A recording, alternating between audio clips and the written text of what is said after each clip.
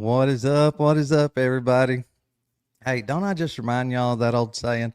It goes something to the effect of if something's not worth waiting on, it's not worth having. I hope y'all look at it like that. I know that that's the way I look at it. I really look forward to doing this, and I know y'all do too. So sorry, it's a Saturday night, and it happens. It always does. But it's all good. I'm here. Glad to be here. Glad to see y'all in here. Let's see who all we got in here. So we got, hey, Mermaid made it this time. Got Brett. Brett, you're a badass. I appreciate you, buddy. Miss Susan. Let's see. We're missing a few. Maybe they'll drop in here in a few minutes. We're missing Raining. We're missing Nosy Google. That's all right. Maybe everybody will show up. But hey, I am glad for y'all that are in there. I absolutely am. What about that? What about that thumbnail? Y'all like that thumbnail? I'm getting pretty good at that thumbnail making, or at least I think so. Let me ask: how good am I at making thumbnails? Am I getting good at making thumbnails? I was proud of that one. I really was. That one and the really proud of that one I did for the John Bray announcement. Yeah, who's excited for that? I tell you what, I am absolutely. I can't wait. Hey, there she is. There she is. Good to see you in here too. But yeah, that tickled the shit out of me whenever I got that message from John earlier. So it won't be long. We'll be here. I'm gonna try to get it set up within the next week, 2 weeks tops. But I mean, he told me whenever I was ready. But I know how that goes, so I don't think we can do it tomorrow. But yes, within the next week, I'd say we'll be we'll be doing it. Yes, John is he's a smart SLB, and he's I think I touched on it one of the shows I did recently, but he's looked a little further into the audio, and most of the ones that have really, well, several of the prominent ones that have dug deep into the audio have gone at it as if he's alive, and I don't think that any of that audio proves that at all. But yeah, he's been looking into the audio pretty deep, and I think it confirms the original theory of the microphone, and possibly, I don't know, we'll have to talk to him and see, but possibly that gunshot was actually the trigger device. So I don't know. We'll have to see. We'll see. We'll see. We'll see. Yeah, maybe they'll show up. I sure hope they do. All right. They might have seen what the subject matter was and thought, you know what? That guy is not worth listening to, that other annoying guy. But I'm sorry. It is what it is. When I heard these, I tell you what, I'm a real sharing, caring type of person. When I heard it, I thought, man, I've got to share that with I got to share that with the chat. They will just enjoy it as much as I did. So y'all have to give me a little feedback. Let me know if that's true, if y'all enjoy it. I don't know. I tell you what, it is important. Yes, absolutely, Susan. I cannot wait. I cannot wait. That is coming very soon. All right, you guys, I could sit here and ramble all night, but you know what? I'm going to get it going. And then obviously, the routine. I'll stop and tell you what I think about it here and there. Well, I got to hit the right button. Okay, there's our two favorite assholes. Y'all pick y'all's, thank you, Miss Susan. Hey, y'all tell me what y'all like best. Mutt and Jeff, Ren and Stampy, Gumby and Pokey. Let's see. Beavis and Butthead. Let's see. There was another one. Mo and Curly. They're definitely not cool enough for Batman and Robin. So y'all tell me what y'all like the best. Maybe I'll come up with some more later. I don't know. In the meantime, here we go. I'm sorry, y'all. Here comes it's like listening to nails going down a chalkboard. Erica Kirk has decided to fight back. And I will say, sometimes I get outsmarted. And this one is a little bit off the main topic. This one is not so much Tucker, Joe Kent, and Iran related. But it was the same assholes, and it was really good. So I thought we'd start here and we'll finish with the others. This guy is amazing. It's amazing how unintelligent this guy is. You can tell how unintelligent he is by how much he brags on how intelligent Erica Kirk is. I'm just going to leave it at that. I mean, do with that what you will. All righty, here we go. And Turning Point USA and Erica have outsmarted me a little bit. Here we go. Let's show. He acts like that's some type of a feat to outsmart him, but anyway. This Erica Kirk and TPUSA have sent a cease and desist order to the X account Project Constitution for making several false claims and defamatory statements about Erica Kirk and TPUSA. Turns out this guy's name is Colin, and he lives in his mom's basement. I don't know about the mom's basement. I could have told him his name was Colin. It could have took him all of 3 or 4 minutes to find out what the guy's name from Project Constitution is. But and I'm not taking up for that guy. I mean, he's put out some good stuff, but he is a little clickbaity. And I don't know. I don't have any real personal opinion on the guy, but you know, people's opinions vary. So anyway, that's not the point. And his best friend is his right hand. Sometimes it's left. And yes, he did get a cease and desist over the, he got a cease and desist over that post that he made on the alleged, okay, let me start over. The post that he made on the DOJ audio file that came out of somebody setting up an appointment with Mr. Einstein that was allegedly Erica Kirk, and turned out to not be Erica Kirk. So that's what this is about. The right hand's tired. All right, either way, but the account made a post last week which received 11 million views. The post was a total complete and total lie against Erica Kirk. Now, we're not going to read the cease and desist, but I want to go to Project Constitution's response to this because this is a very interesting response. Yes, Mermaid, it does. It sounds an awful lot like her. And I'll tell you what,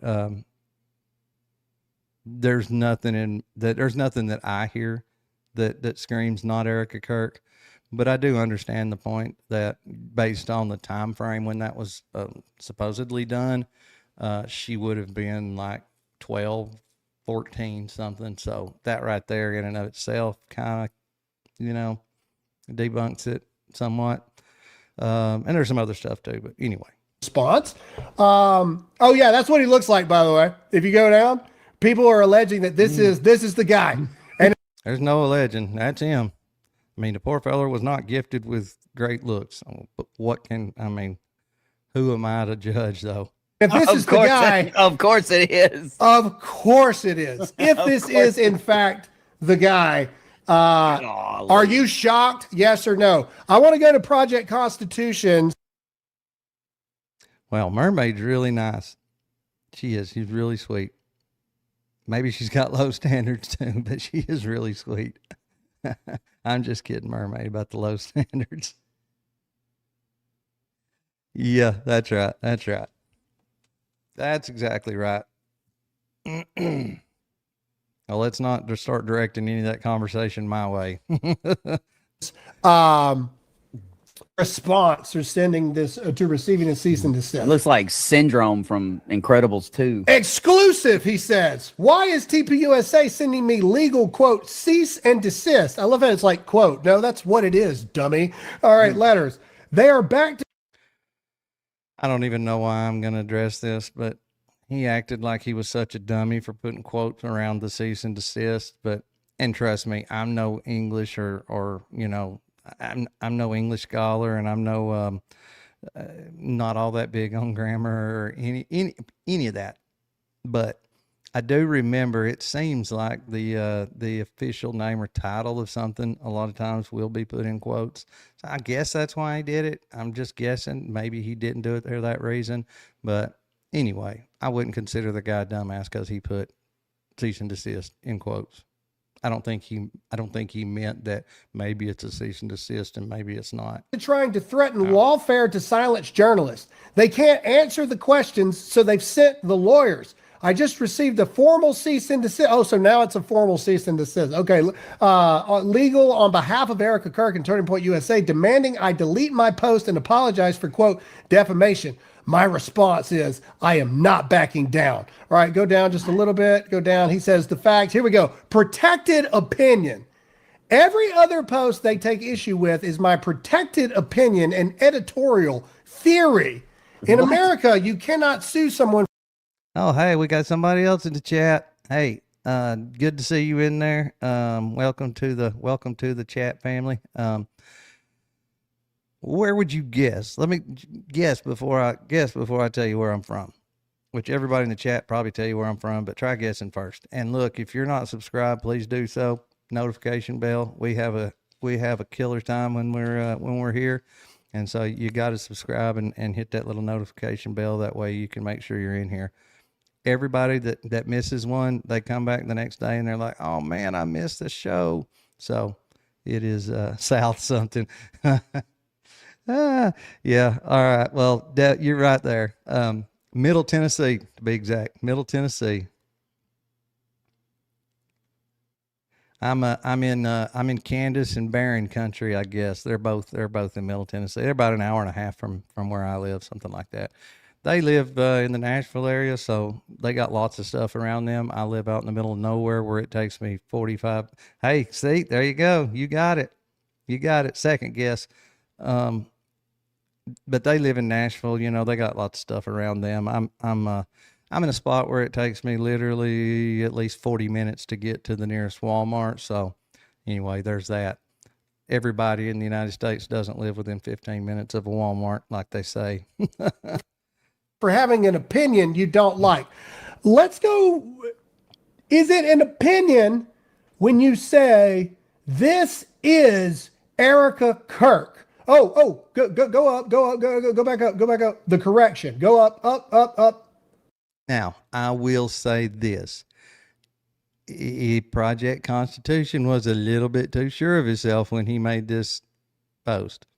Now, whether he meant anything by it or not, whether there was any ill intent or, whether he was trying to misinform the public or not, I don't know. He could have been mistaken. But I always like to throw that allegedly out there, that little disclaimer. You can't ever be too sure of yourself these days with all the AI shit that goes around, and just, even without AI, I mean, there's just so much out there. It was a bad idea. He should not have been so confident and said, "This is her." Up. There we go. Correction. There we go. Click. Mermaid, yes. I mean, yes. At the end of the day, he doesn't have enough reach. He doesn't have the name. He doesn't have, even if he purposely did it, I mean, it'd be hard for him to actually harm her by this. So yeah, to me, they're just throwing their weight around, somebody easy to pick on. There's really one main part to this that I want y'all to hear. It is absolutely amazing. Absolutely amazing in a moronic kind of way, and we'll get there soon. This isn't super long. Y'all got to hear this though. On that. All right, now go down. Go down. Hey. Yeah, Dumb and Dumber. Hey, TK Parks. Hey, see, look, there's another one we don't see in here regular. Y'all got to be new regulars now. Y'all make sure y'all are subscribed and come hang out in this chat. It's the coolest chat. It's the coolest chat on YouTube. Probably the coolest chat on the internet. We have a very good time in the chat. Here you go. Click on that. This is what he posted. All right, now he said his editorial opinion. All right, I've been sent a... Not to mention yours truly will have John Bray here live and in the flesh. Well, okay, I'm sorry. He's going to be joining remotely, but still, I will be interviewing John Bray here in the next probably week. And the reason why it's taken as long to get him on as it has, because he had some testing. He was trying to wrap up on some things. And he said specifically, so when he came on, that he could break news, but that he would have actual new material to break when he's on the show. So He's going to be coming on within the next week, and we're going to talk everything exploding microphone and all the other stuff adjacent. So you got to make sure you're subscribed. You got to make sure and hit the notification bell and be ready for that, because that will be good, I promise.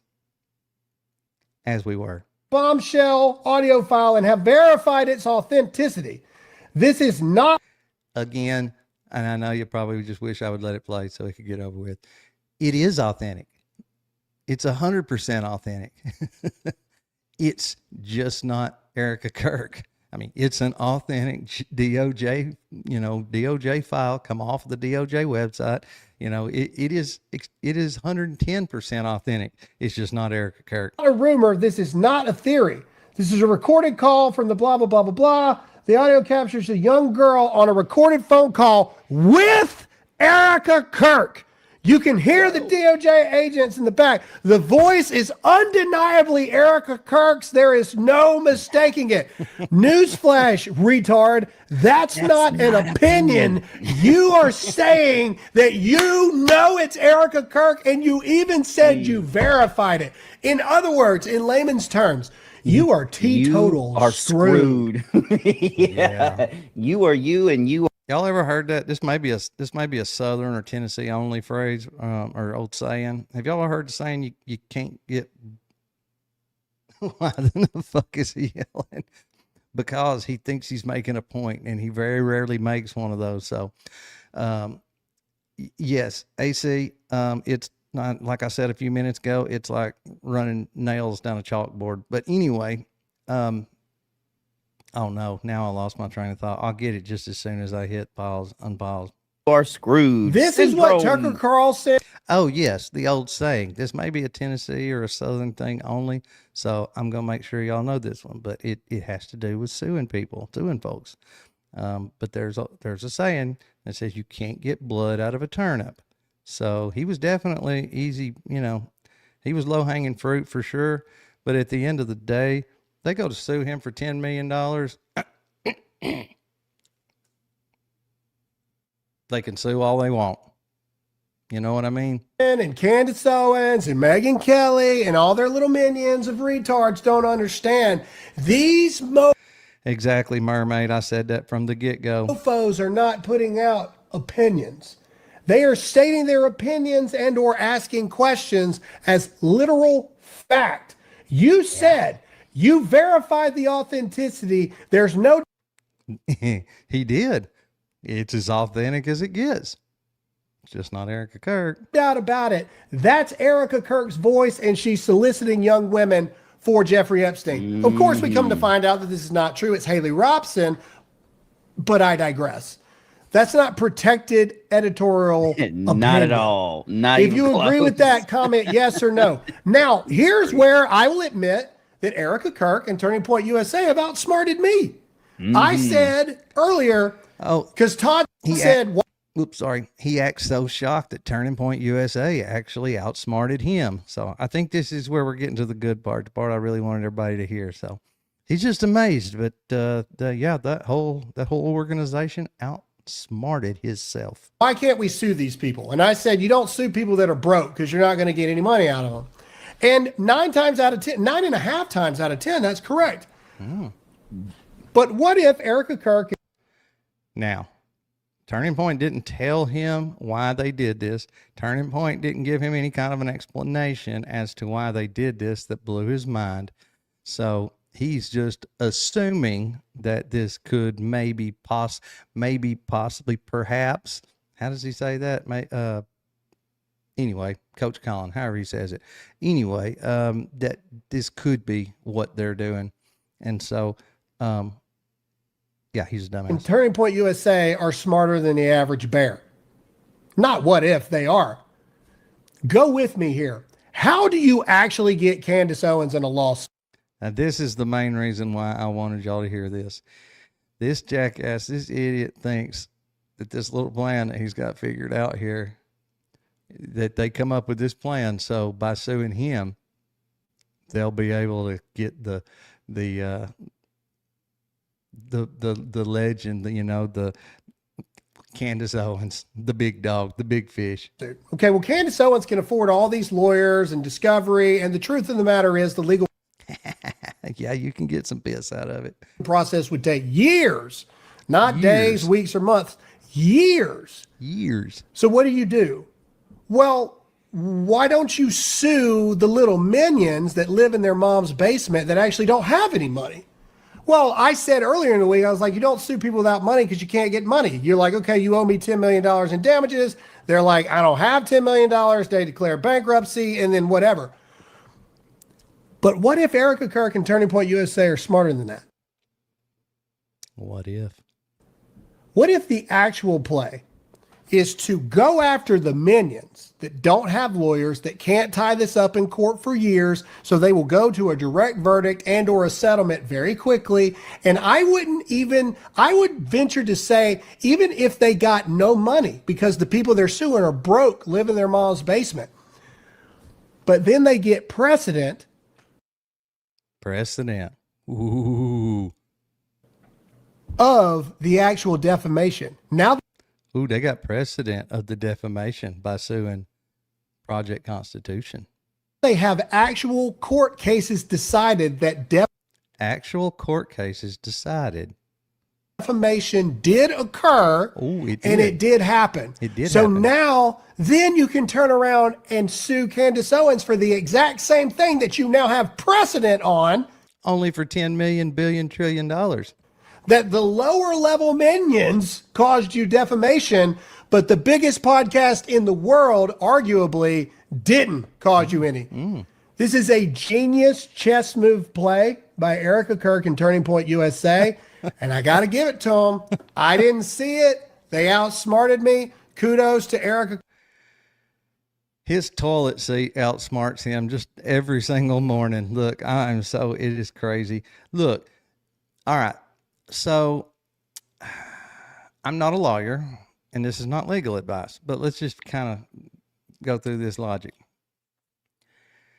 So he's saying that if they sue Project Constitution, even though he can't pay, that if he actually gets, they actually rule against him, and they get and then so thereby proving that he did commit defamation. All right, well, let's look at it. So this is based off of this DOJ file that came off the DOJ website.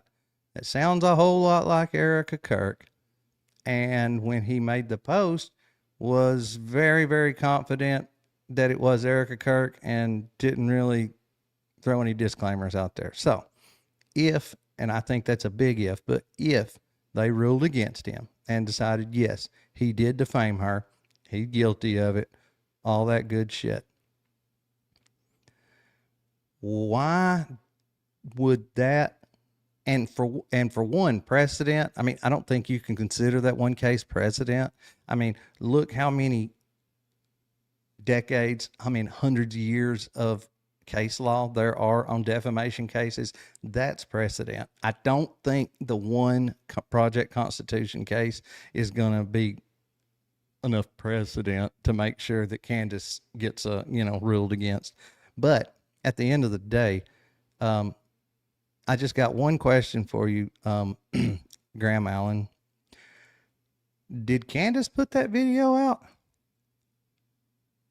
Did she ever share that video? I don't know. I don't remember. I don't think she did. Oh, wait a minute.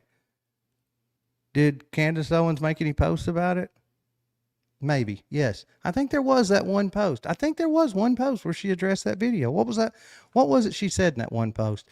Oh yeah. She come out and said that that's not Erica Kirk. So how does the precedent of Project Constitution getting ruled against because he said this is definitely Erica Kirk, how does that corner Candace Owens for the same thing when she never shared it and said it was her? In fact, the only post I know of that she even addressed it, she said it was not her.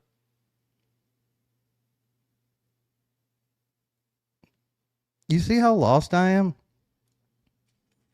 This guy's an idiot.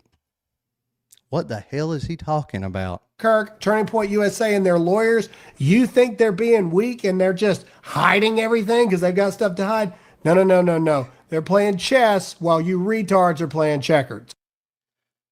Oh my God. There's a reason why they didn't explain that plan to him. And that reason is there is no such plan. A plan like that would be stupid. I just thought y'all might be entertained by that. I was. When I got to the end, I almost turned it off a few times. When I got to that end part, when he was talking about how smart they were and they're playing chess while us retards are playing checkers, I had to share that. Yeah, he's so confident in himself that for some reason, a case where somebody did this thing will corner up somebody for the same thing when they didn't do that thing. Okay, on to a little bigger. We'll go into a little bigger, more pressing issues now. So, hold please, or hold for processing. Which do y'all prefer? I probably don't need to be saying hold please. You never know. Baron might get pissed, and I'd like to talk to Baron one day. So we'll do hold for processing. Okay, here, guys. Y'all give me.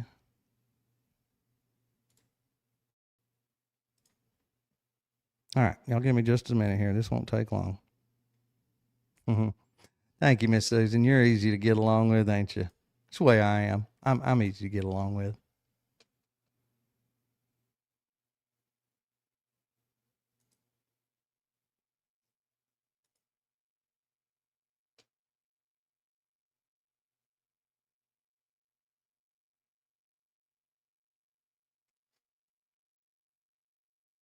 Okay, guys. Think we got it here. All right. Add to stage. Ooh. There we go. Okay, guys. Here we go. Don't hate me. Now, look. This is on Megyn Kelly. No, I know. I was just kidding. Yeah, Baron's trust me using his phrase doesn't in any way take away from him. And yeah, I don't think that would yeah, I don't think that's going to cause him any issues down the road. All right, so this is Megyn Kelly. Now look, they are really giving her a hard time. Like, you would not believe some of the stuff that goes on X. Some of the back and forth she's had with people like Mark Levin. Obviously, y'all know Ben Shapiro. All the regulars. Giving her a really hard time because, not that she has said anything or done anything against our greatest ally, but because she won't take 100% stand behind them and say, yes, everything you do is good and true, and I support it with all my heart. That, and because she won't bash other people in spaces, colleagues, friends, whatever you want to call them, like Tucker, like Candace, and now Joe Kent.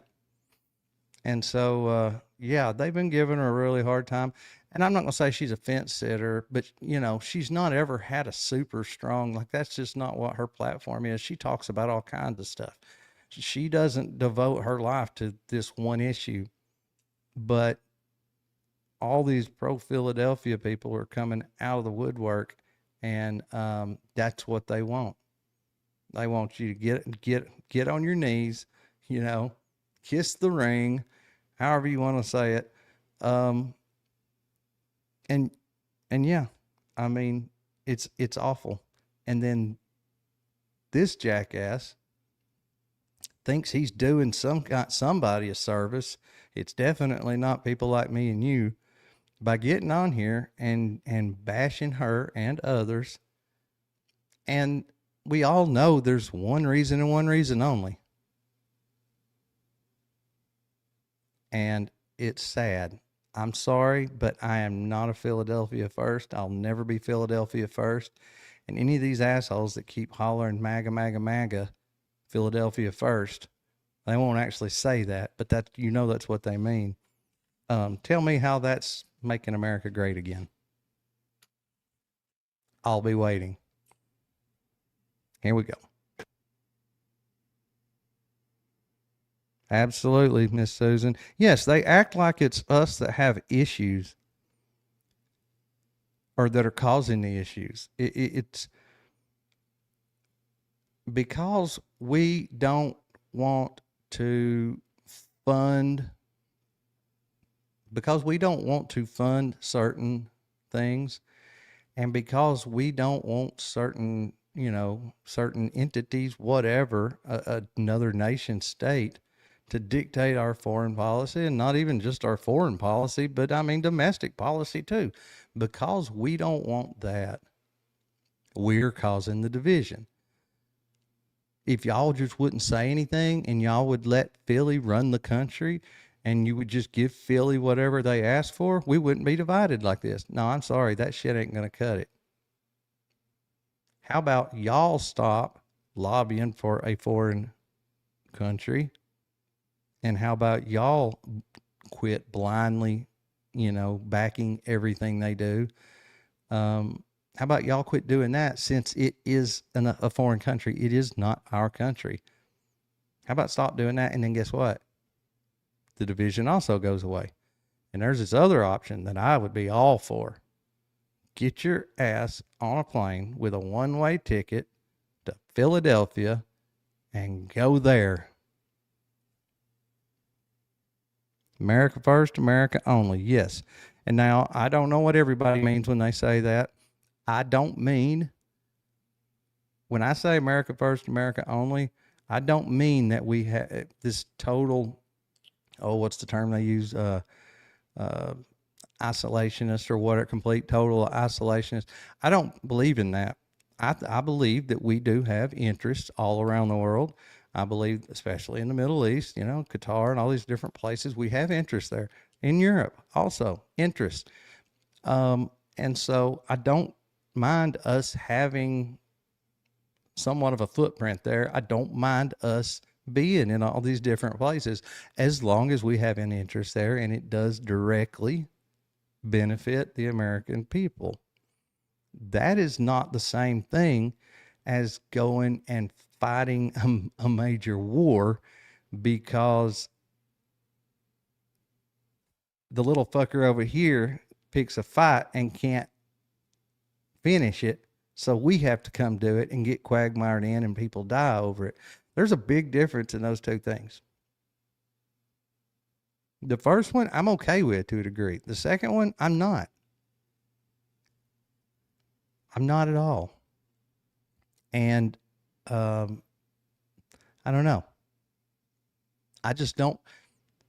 And okay, look, I also agree that it is a good thing to keep the influence of certain other, you know, larger powers such as China and maybe even Russia. I think we could get along with Russia. But I also feel like, you know, it's a good thing to keep in their influence out of certain places, especially over in our neck of the woods, you know, on our side of the world, because keeping their interest out of there, you know, keeps them from, you know, surprising us in some way negatively down the road. Again, that is something totally different than going to war for somebody because they start this war. I mean, how sad is it when the Secretary of State gets up there and they ask him why we did this when there was no true imminent threat? And he has to say, oh, no, it wasn't because Iran planned to attack us, but we knew that Philadelphia was going to attack them, and that was imminent. And as soon as they did, that then they would start attacking us or our bases in the region. And then we would have to respond. So we're better off to just go in first. how sad is it that that little old country with like 9 million people or however many it is can put us in that type of position? Okay, I'm going to get off my soapbox. I was on it for long enough. I'm going to hit play. Let's hear what this jackass has to say. I'll let him talk for a minute. So last night I saw a lot of prominent figures, Benny Johnson Thank you, Brett. Thank you. and others come out and say, and Benny's not the only one. You've seen Michael Knowles and other people come out and say, we're not participating in the podcast wars because we have more important things to focus on. The Save America Act, housing, affordability, inflation, all of this. Absolutely true, that latter part of the statement. But this is where I disagree. Uh-oh. The podcast wars, this new woke right, these new anti-Trump former MAGA leaders. In fact, And you know what? For starters, it ain't no anti-Trump. I mean, well, maybe there's some individuals, but I, like a lot of people, voted for him. I voted for him 3 times. Some people just voted for him for the first time this last go around just because they didn't like the other option. But this is not an anti-Trump thing.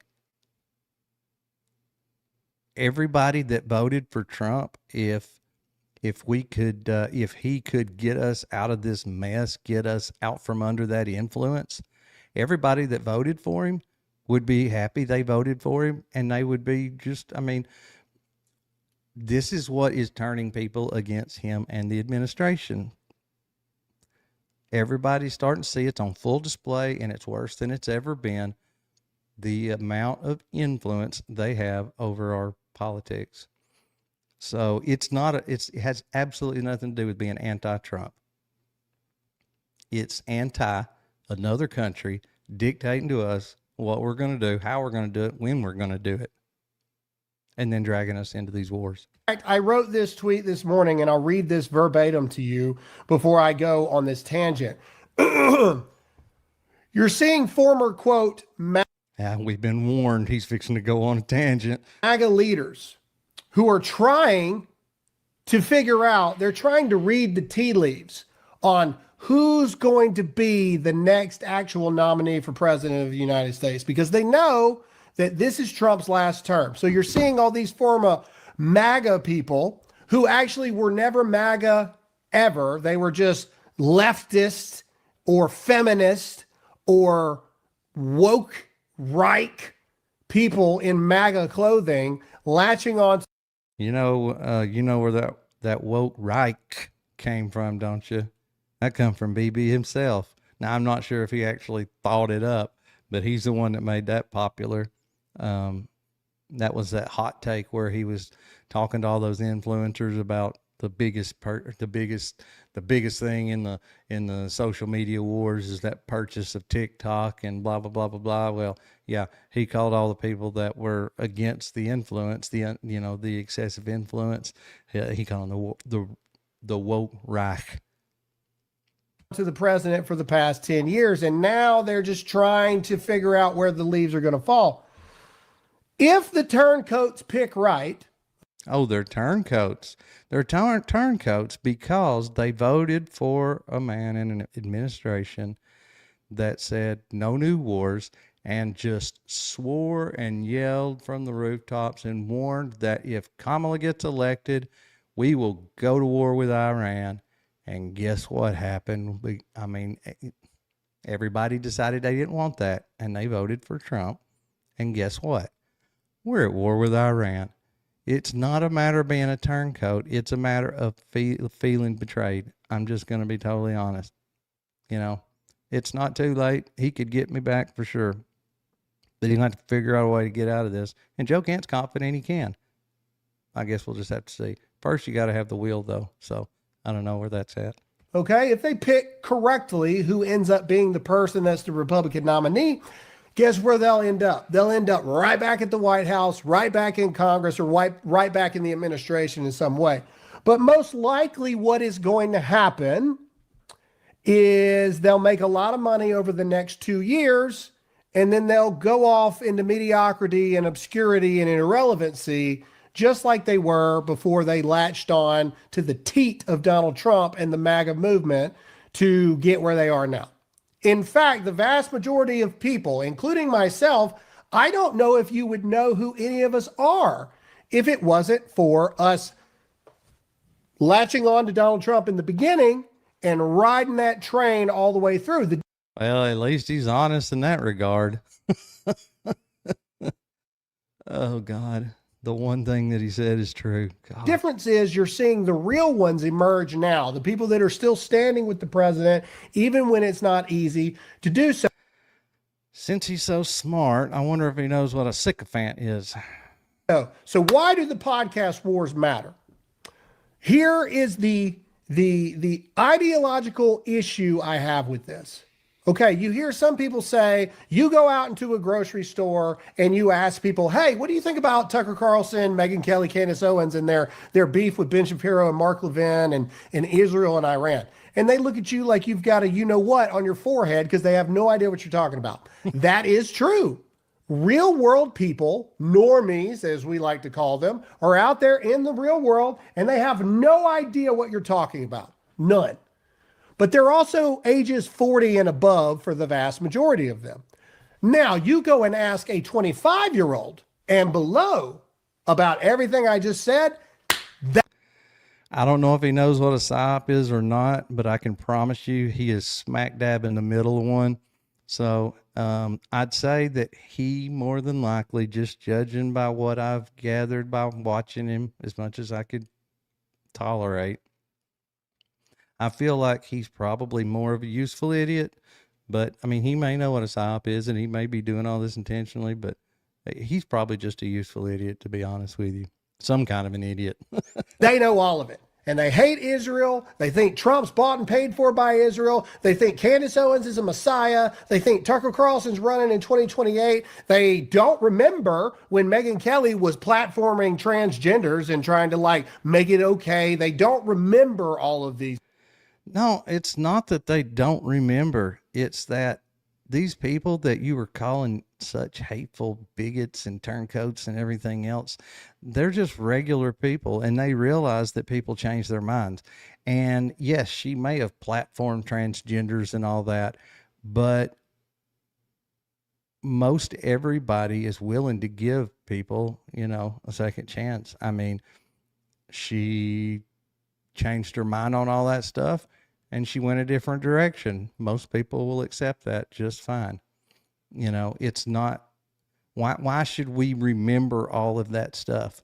What the hell does that have to do with what's going on now? I mean, it's not like we're having these podcast wars over transgenders, are we? These things, but I digress. You see, for the past 10 years, we fought for the real issues like the Save America Act, our borders, our Amen, Miss Susan. Amen. Health insurance, protecting our children from gender mutilation, protecting the lives of the unborn inside the womb, housing cost, inflation, the price of your dollar, and the list goes on and on. But we did that by combating the lies of the fake news media every single day. So if we know for... That is true, but if you'll notice, the mainstream media that lies so much, to this day, they still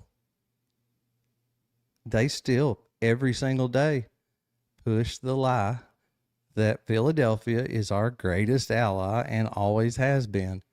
So it's kind of funny that we fought the mainstream media tooth and nail, every single thing, that they said was a lie, and we had to combat all that. But now when this is an issue or this is the question, this is what people are concerned about now, all of a sudden, well, that one thing the mainstream media tells us is true is actually true. So you can believe them on that. It's just the rest of the other stuff that they lie about. For a fact that the podcast wars and the woke Reich, not right. Oh yeah, I got about an 80-pound pit bull that tries to shove me out of the bed every single night, Mermaid. Yeah, we love our pets. Mainly dog people around here, but yeah, definitely. Dogs are man's best friend. Right. Matter of fact, Let's see if I can get this where y'all can. Ah, microphone's in the way. Ah,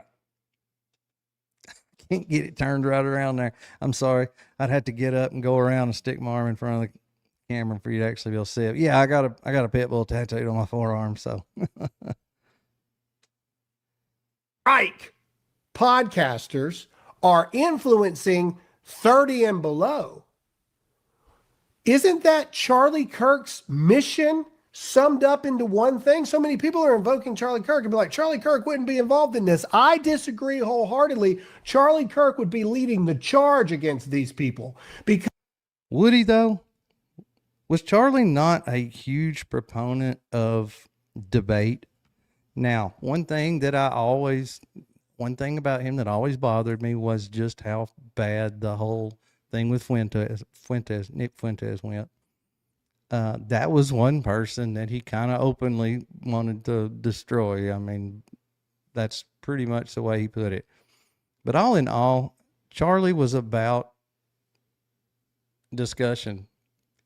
And this is what, see, they're accusing all of us of doing this, but they are trying to rewrite his legacy. They are trying to interpret his whole life, and that includes all the way up to the very end, and tell this story like they want it to be. And it's so dishonest. Charlie had these same questions that these people that he is throwing this bitch fit about are having. It's the same exact question, same exact issues. And Charlie would probably be leading the charge to, like he said, I'm going to have to abandon the pro Philadelphia cause. He'd probably be leading the charge for our country to do the same thing. He'd already said he was really concerned about the undue, influence on our politics, not to mention all the stuff going on, in Gaza. And so it really pisses me off that they're trying to rewrite his legacy and trying to interpret to all of us plebs, us dumbasses, of how Charlie thought and what he felt and what he believed. Because Charlie's main thing was, if we can get the youth to see the truth, then we will succeed for a millennia. What was Charlie finally learning was the truth, though. Obviously, his stance on a lot of things didn't ever change, but it did on that one issue. So what truth would he be trying to impart to the youth? Not what you're sitting here saying, for sure.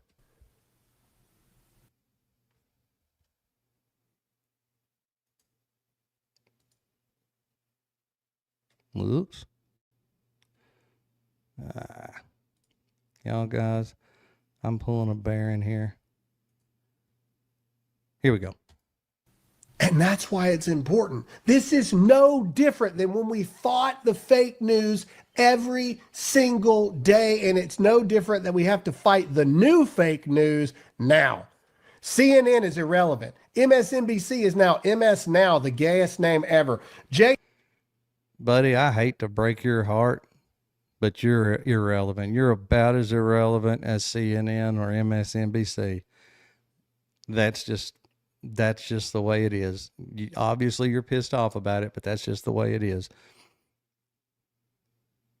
90%, probably more than that, of the youth coming up have already made up their mind. They do not believe like you, and you can keep screaming it all you want, but guess what? Fewer and fewer people are going to listen. Oh, yes, buddy. You have become irrelevant. Jake Tapper, Anderson Cooper, Don Lemon, Rachel Maddow, the list goes on. Absolutely, Mermaid. Fake as fuck. On and on and on, of all these people that we pushed back into irrelevancy because we fought them in their lies every single day. So you have to ask the question, why does no one want to fight the lies now from the woke right podcasters? It's because they're afraid of them. Because the woke right podcasters have more power than CNN, MSNBC, or any of them ever did. Why? Because they have the key demographic, 30 and below. Oh, and the female vote, by the way, which we know nationally we have a female voting problem. Yes, Brett, it is. It is. Except for us. And we're just doing this for entertainment purposes only. And hopefully to point out some things and impart some wisdom to some other people that see this video in the future. Y'all guys, y'all know what's up. So right now we're the only part of his audience, I guess, that's not stupid. Just saying. If you poll all female voting across all. But I'm not subscribed, just so y'all know also. I meant to say that the other night. Please don't think that I'm subscribed to this guy's channel. Yeah, I have to go looking for this guy. The country, it sways Democrat. No, we have an obligation to fight this on a fundamental level, because it is no different than when we said the mainstream media sucks. You don't hate the mainstream media enough. Well, the woke podcasters suck. You don't hate the woke podcasters enough. In fact, we need to start calling it what it is, the main podcast media. That's what it is. It's no longer. Ooh, the main podcast media. No, as a matter of fact, Miss Susan, when I get done with one of these episodes, I always hit the little thumb down. Sorry, just me being an asshole. Or the mainstream media that's lying to you. It's the main podcast media that's lying to you. Ooh. And we have an obligation to fight against it every single day. So I respectfully disagree. That's good, but this asshole never makes his point. He never explains how and why he disagrees. It's always a bunch of name calling and smacking his hands together or beating on the table or whatever, just acting retarded. But he never actually, he talks about bringing the receipts. He never makes any of these points. I've never heard anybody sit down and break down point by point what Candace has wrong. They just make fun of, they just throw out these little taglines and theories and make fun of it like it's stupid and go on to the next one. These people don't care anything about truth, and they don't have the truth on their side. Like if they were making honest, good faith arguments, they would actually have arguments about they would actually, instead of attacking the messenger, they would go after the message itself. They can't do that because they know that they're not right. It's just the way it is. I also find it ironic that a lot of the people that are saying that they're not participating in the podcast wars are the same people who refuse to defend Erica Kirk. I wonder why that would be. Why are you defending Erica Kirk? For one, is anybody actually attacking her? No, I don't think so. For two, 90% of these people just want some questions answered, which she's refusing to answer, and they feel like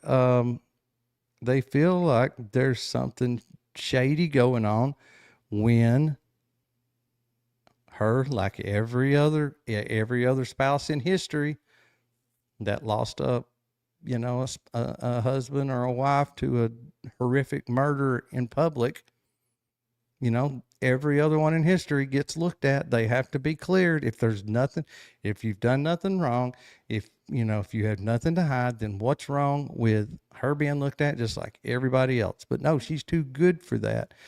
She's too good for that. There's no way she could have done anything wrong because she's a Christian and she's got Graham Allen's dumbass defending her. I could understand if somebody was actually attacking her, especially with things that were baseless.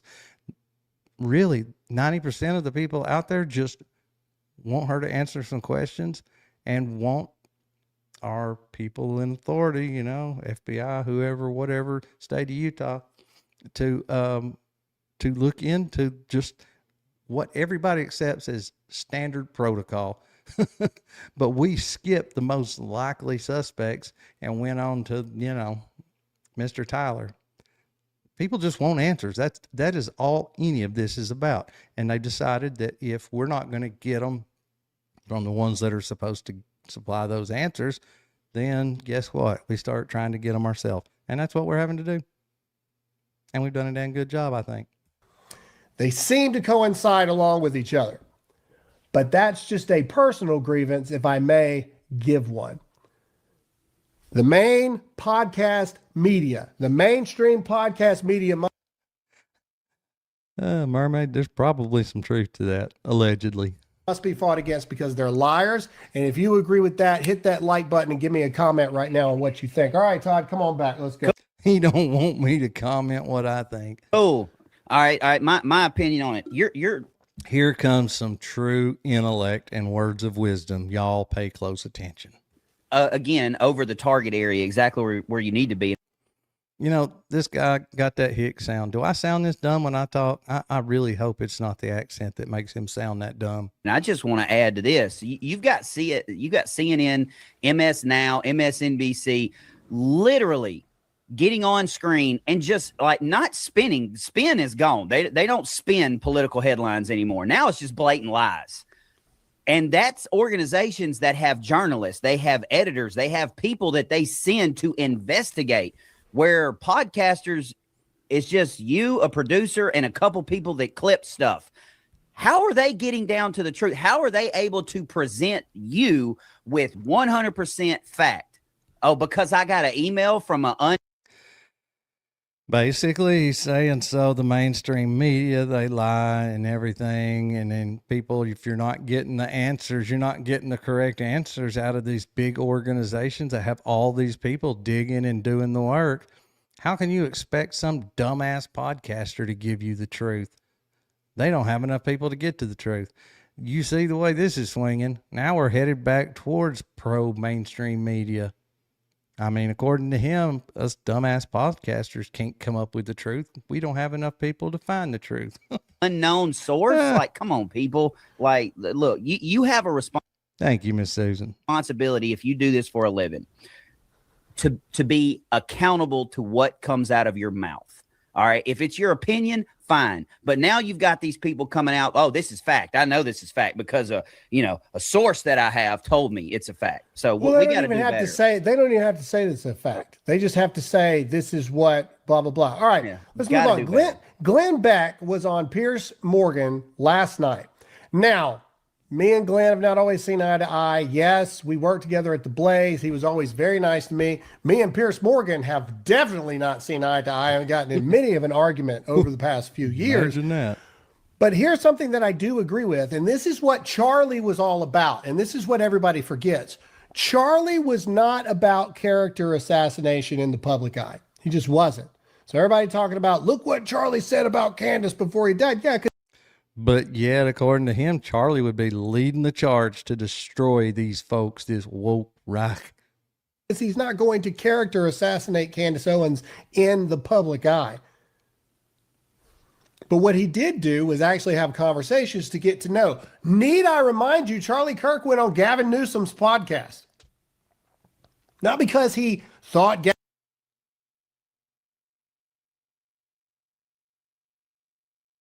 Gavin Newsom was on to something. I'm not sure, but I like that, Miss Susan. But because that's the point. Actually getting to know the people that believe the things that you fundamentally disagree with. This is what we're not in now. Now, if you disagree with the people who are asking questions, they go to full-scale character assassinations. Here we go. Let's play it. I unfortunately see it destroying so many people. On all sides of this. I mean, I'm not engaging. Not going nowhere, just off camera. I'm right here. I'm too old for this, especially when we get to micro penis. I think too old means I'm 13 to engage in that. That's fucking funny. I don't care who you are. We need to have the conversation about principles and not the people. I mean, I thought about you coming on today. I thought, I used to say horrible things about you, I didn't know you. And Piers, every time we get together, we might disagree with things, but we can have a conversation. Yeah. That's the way we have to I solve agree. this. I agree. And we have a cannot very just keep torpedoing each I other's agree. personalities. And we don't descend into really bad ad hominem stuff, which I think is often the refuse of somebody who doesn't really want to have the argument because they know potentially their argument is fragile. Times are too serious in your country, in my country, in the entire Western world. Who is it that's bringing all the ad hominem? It's not Candace Owens. Not that I mean, is it? It's not Baron Coleman. Who is it that is coming at the others with ad hominem? It's dumbasses like Graham Allen, Dan Bongina, the whole TPUSA crowd. That's a long list, so I'm not gonna go down the whole list. But yeah, I mean, it's not people like Baron Coleman and Candace Owens and all these folks. Maybe one day I can put my name in that list next to theirs, but I'm not going to do that for now. But yeah, it's absolutely it's just ridiculous. This is not playtime. Yeah. This is time for adults to sit down and have logical conversations and say, ask any question. Everything is fair, but let's have a logical discussion about it. Yeah. Glenn Beck, Pause. great to have you back on the show. And why do you have logical discussions about your questions?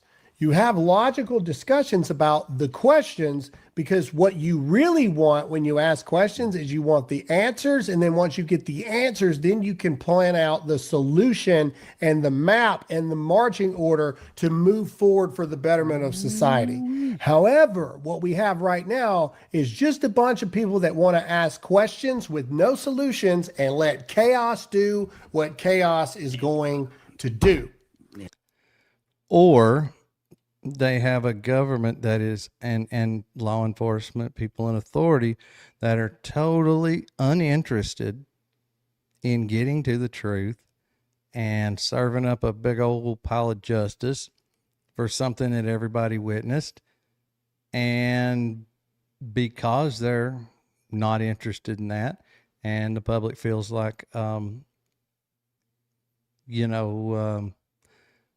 this guy's fixing to be a scapegoat that's going to get sacrificed. Then what do you expect the public to do? The public at that point feels like they have nothing else to do but try to get those answers themselves. And that's exactly all this is. Do you think all of us would be digging in like we are and doing all these things that we do if we were all 100% confident in our government that we could get true and honest answers out of our government and that we would get justice? There's a lot of people out there right now. I promise you the only reason they're doing what they're doing is because they know that's the only way. I guess he doesn't see that because of who is in office. He just boom, trust everybody, no question.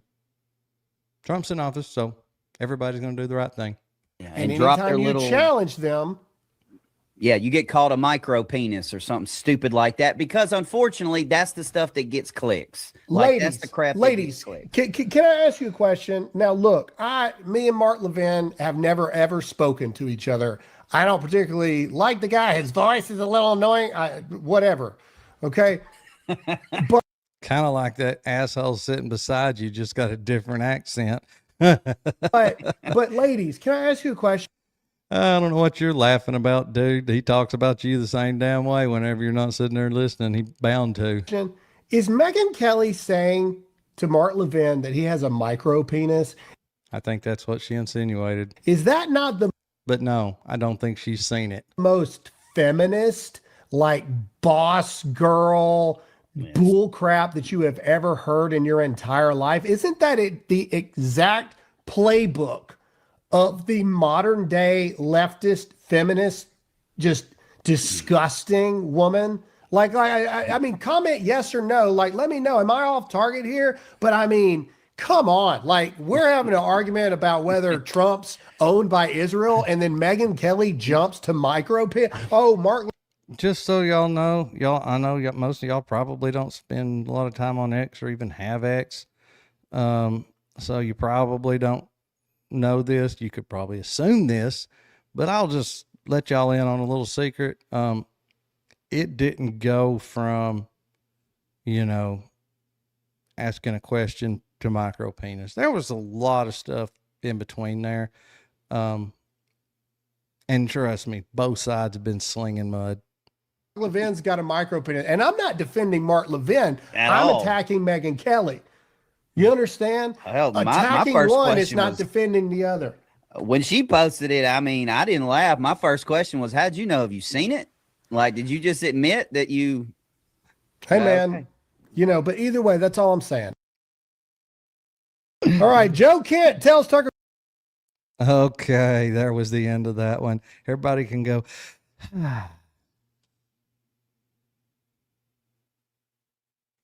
Exactly. That's exactly right. And again, I know I sound like I'm beating a dead horse, but just give people some true and honest answers and they won't keep asking these questions. The reason these questions keep getting asked is over and over and over again is because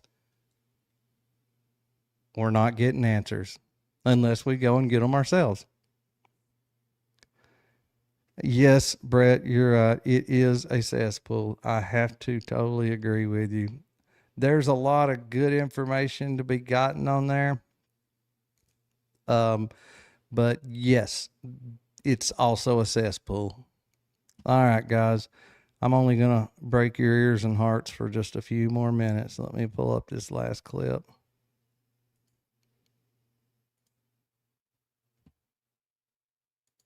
Okay. I'm going to have you also pissed off from watching Graham Allen all evening. Nobody's ever going to want to contribute to the channel. Why would we contribute to this? We keep getting stuck with Graham Allen. All right, let's see. Okay.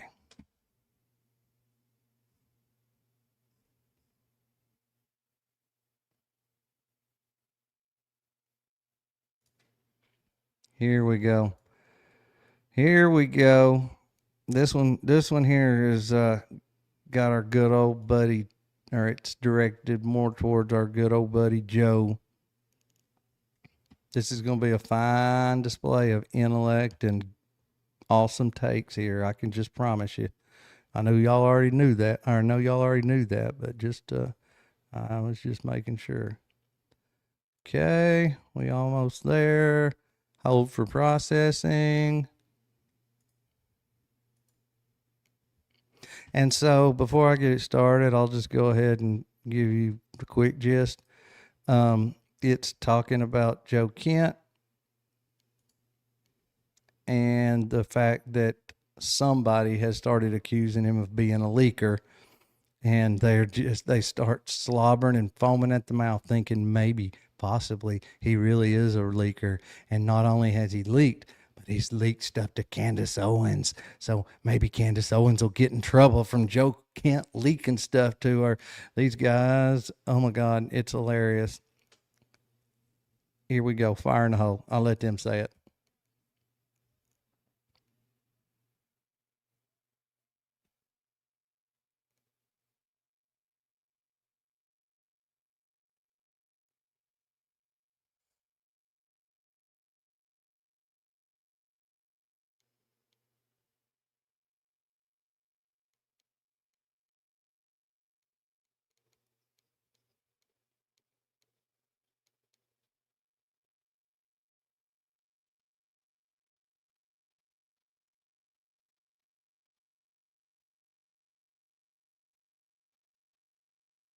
That's what I said just a few minutes ago. Y'all heard me. Yep, that's exactly what happened.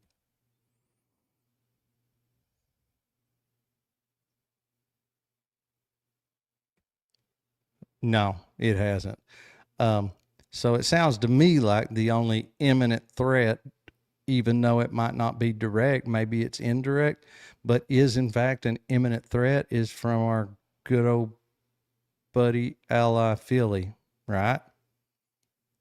If there was no threat except for the fact that these people are going to do something to these people, and then when they do, we know for sure those people are going to do something to us.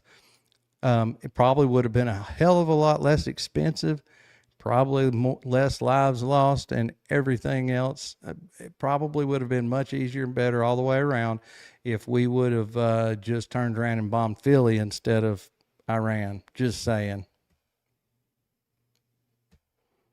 Hey, I see a nomad in there. Hey, hey, hey. Welcome to the chat. This is one of the best chats, if not the best chat on the internet, and definitely the best chat on YouTube. I don't know if you're subscribed to the channel or not, but please do, because we have a hell of a time in here in this chat. We all have a good time, and yeah, love to see you back in here. Make sure you hit that little notification bell. That way you'll know when I'm live, and you can come hang out with us. And it is awesome. The more the merrier.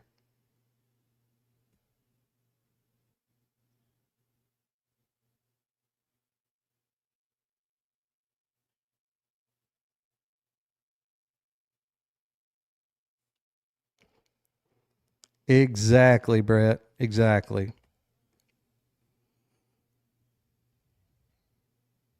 Holy Lord, here we go. Here's the dumbassery. We went from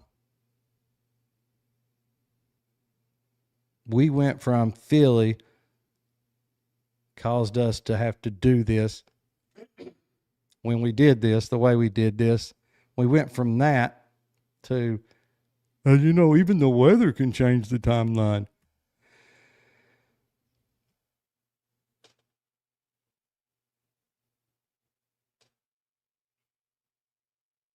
Do what now, Miss Susan? You didn't see the last clip? Oh, it wasn't actually a clip. I'm sorry. I meant the last video. I'm sorry. I probably said that wrong. Oh, y'all. Okay, hold on. Well, that's the first time that's ever happened before. Okay. Can y'all hear it and not see it, or?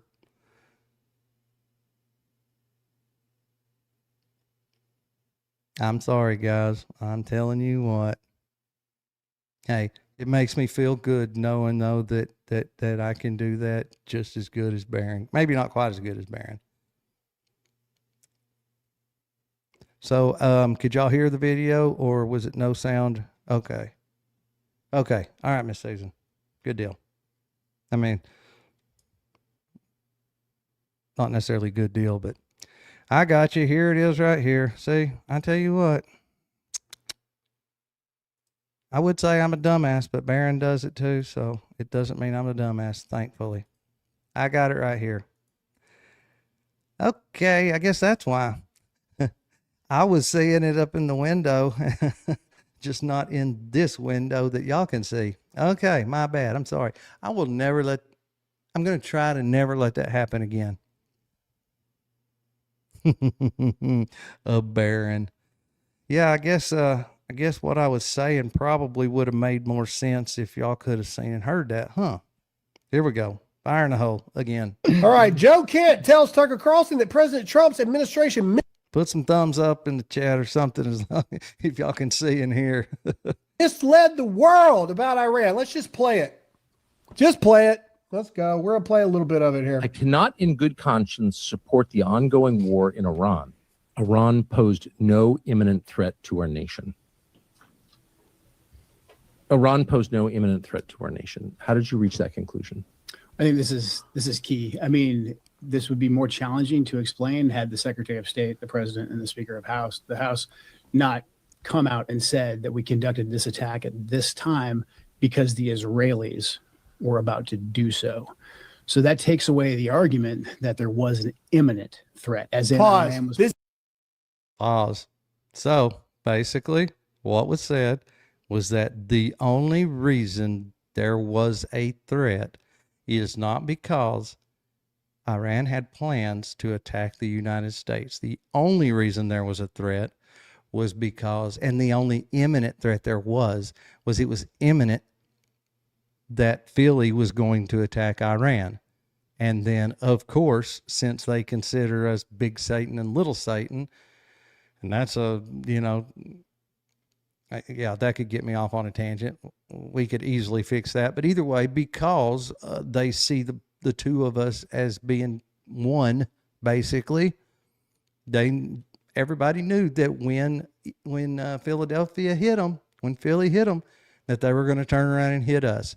So there was no imminent threat directly from Iran. The threat, even though it wasn't direct, was from Philly.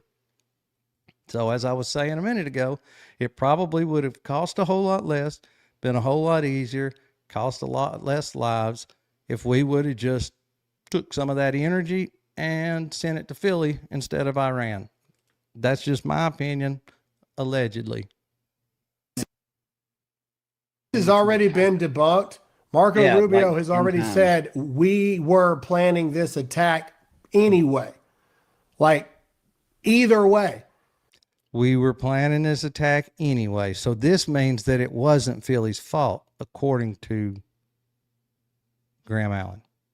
Now, your best argument is you can say Israel jumped the timeline. Okay, well, sometimes weather can affect your timeline on when you're going to do things. That is true. Very true. So what's your point? Okay, Oh, weather could affect it. Really? So, yes, they had planned for this. We have all kind. Do you know there are actual plans? I mean, right down to the very left, all the T's crossed, all the I's dotted, like everything on, let's just say, nuclear exchanges. You think if it ever came down to it, and all of a sudden mutually assured destruction becomes a reality, and we had to launch nukes, do you think that we're just going to fly by the seat of our pants, that there's going to be no kind of planning? There's no kind of plan in place for that. There's no kind of nothing. Yes, this got planned. That doesn't mean it has to happen. The military does do this, and it's a good thing they do. They have all these plans for all these different scenarios in case something happens, we're prepared for it. So yes, there was a plan. What we could do if it came down to it and we needed to attack Iran. That doesn't mean that it had to happen. That doesn't mean it was irreversible. I mean, it's not like it was trying to, it's not like trying to call a bullet back out of a gun. I mean, like, it's never too late until you get started. So because he said that the plan was already in place, or there was a plan, does not mean that it was going to happen. And see, again, another reason why they would want to have this plan in place is because they know that them assholes in the little country the size of New Jersey, wear the little hats, they knew that it was imminent that they were going to attack Iran at some point. They've known that forever. They've been talking about it forever. So again, reason for the plan in place. So that doesn't mean, though, us attacking them was imminent. That just means that we had a plan in case that ever came up. The only reason we put it into effect was because the little brother that can't ever finish the fights, and that tasted bad coming out of my mouth, me saying brother, I'm sorry. But the little one over there that can't ever finish the fights, they're the reason for this altogether. 110%. Sorry, I started rambling a little bit. play just a little bit more of it. Yes, immediately. That just simply did not exist. May I ask you to pause? And so I've heard. Yes, you're exactly right about all that, about the Rothschilds and the petrodollar. Yes, yes, yes, and yes. Matter of fact, back in the day, before all of that actually got implemented, back before we had the central banks and everything, there was a group of very powerful, well-connected people that I guess weren't quite so self-serving, maybe, whatever, but they did not want that to happen and had intentions on trying to stop it from happening. They had actually blocked it before in the past, some of these people. But there was this group of people, and just so happened right before all of that got put into place, the central bank and everything that come along with and after it, all of those dissenters, I guess you could say, ended up on a large ship on its maiden voyage, the one that God couldn't sink. And guess what? They all ended up at the bottom of the Atlantic Ocean. My, how lucky these people are. It's just crazy. The lucky coincidences these assholes find themselves in all the time. Heard people say that, and this just happened, but history has a way of getting rewritten in real time. And then you look back 10 or 15, 20, 25 years later. Damn, look, we're spitting facts up in the chat now. I'm liking that. Yep, you're definitely going to have to hang out here. You've come to the right place. And no one seems to understand the things that you saw because they've been eliminated. Yeah. So I think it's important to stop and say, here's what we actually know. So I'd like now, if we could, just to play one of the.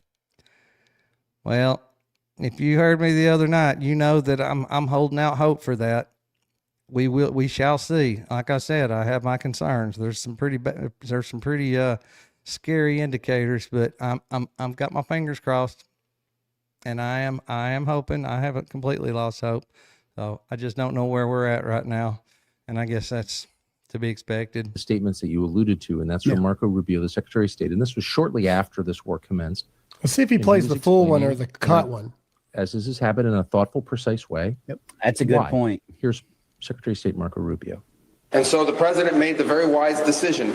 We knew that there was going to be an Israeli action. We knew that that would precipitate an attack against American forces. And we knew that if we didn't preemptively go after them before they launched those attacks, we would suffer higher casualties and perhaps even higher those killed. And then we would all be here answering questions about why we knew that and didn't act. So you know what you do in that situation? Instead of going in and bombing Iran, you sit BB down in the Oval Office at Mar-a-Lago, whatever, and say, you son of a bitch, you don't do it. Oh, well, blah. You heard what I said. And if you think that we could, especially Trump, as much of a deal maker as he is, that he couldn't figure out a way to leverage him in such a way to keep him from going in there, I can promise you he could have come up with a way. Basically, though, I feel like a lot of it would just be the fact that we always go in there and, clean up those fights that they can't finish. If we didn't do that, they'd probably thought a lot longer and harder about doing it anyway. But basically, like I said, the whole reason we had to do this was because it was inevitable. Philly was going to bomb them.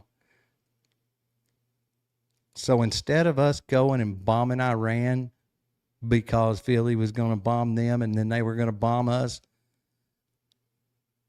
you go to Philly and you make it stop before it gets started.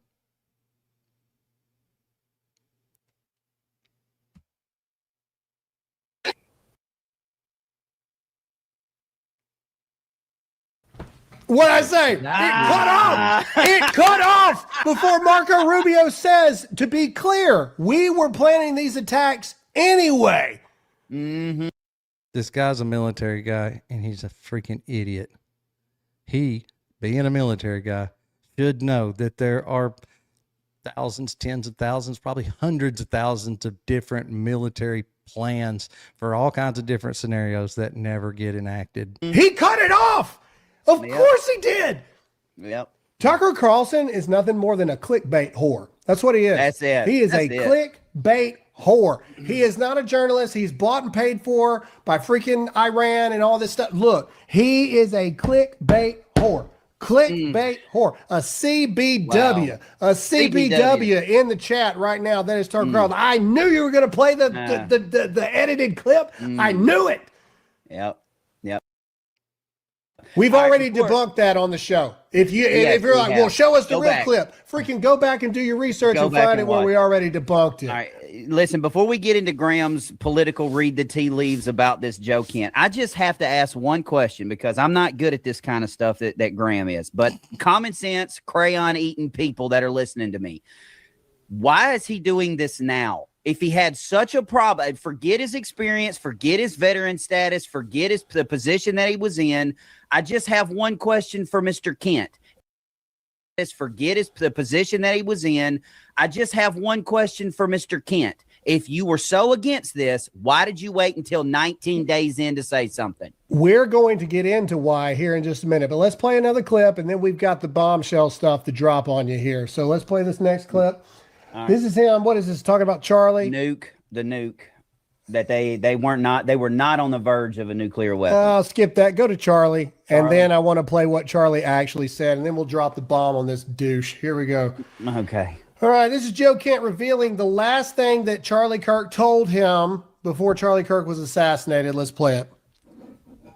And then, Charlie Kirk is killed publicly in a very horrific way, and we're not really even allowed to look into that at all. And Charlie Kirk was one of President Trump's closest advisors, and he also advocated heavily against a war with Iran. He was in the Oval Office in the lead up to the 12-day war. I wasn't particularly close with Charlie. He was very gracious to me when I was running for Congress, very, very supportive. So we knew each other. And the last time I saw Charlie Kirk on this earth was in June in the West Wing in the stairway. And I said hi to him, and he looked me in the eye, and he said very loudly, and it's a small, you've been in the West Wing, it's small, it's a tight space. And he said, Joe, stop us from getting into a war with Iran. Of course. Pause. He was single-minded. All right. Okay. Oh, but Charlie would be for it 100% because he trusts Trump that much. I'm sorry, but that does not mean that he would have been for it 100%. We all know how he felt about it. He did not want it to happen. The only reason he even partially got on board with the last, interaction or incursion we, went on, the only reason he even partially got on board with that is because it wasn't something ongoing. His whole deal was not going to war. Making one strike is not technically going to war, I don't guess.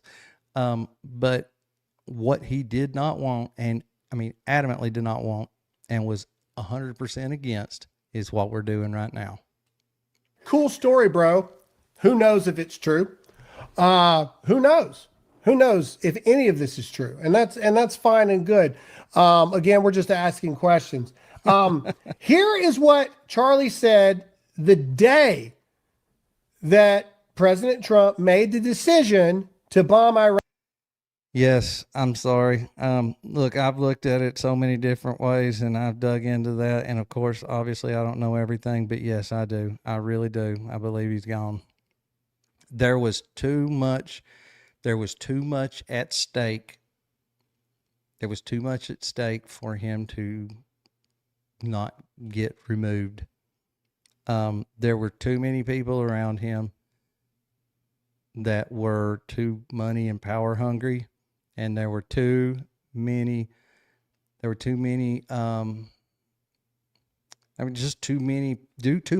that were power and money hungry. And besides that, Charlie had become a roadblock. He had changed his outlook on Philly. We know this. So he all of a sudden no longer was going to support them. And he was turning down big money donors, including Benjamin Netanyahu. And the reason why was because, and this can be proven out, he said this, but the reason is because there were certain things that he just wasn't willing to do. He wasn't going to go in a particular direction, because that's always what was tied to the big donations. So yeah, there were other agendas that were not being met. Not to mention, like I said, people all around him that were really power and money hungry, and yeah, I think it would have. They looked at him as an existential threat. The bad part about it is, I don't think they helped their cause any. I think if anything, they made it worse. And it's just getting worse by the day. But yes, I believe he's gone. As sad as that makes me, I just don't. Yeah, and look, there's so many alleged, by all appearances, dirty, illegal, shady stuff that was going on all around him. And at the end of the day, if he wasn't dead, then that means everybody around him, including our greatest ally, is guilty, or is not guilty of any of it. They're completely innocent. And I just don't believe that. Ran the first time. So everyone likes to invoke Charlie, right? Everybody likes to invoke Charlie. But private discussions about what he thinks. And yes, Charlie would have made an excellent president, I believe.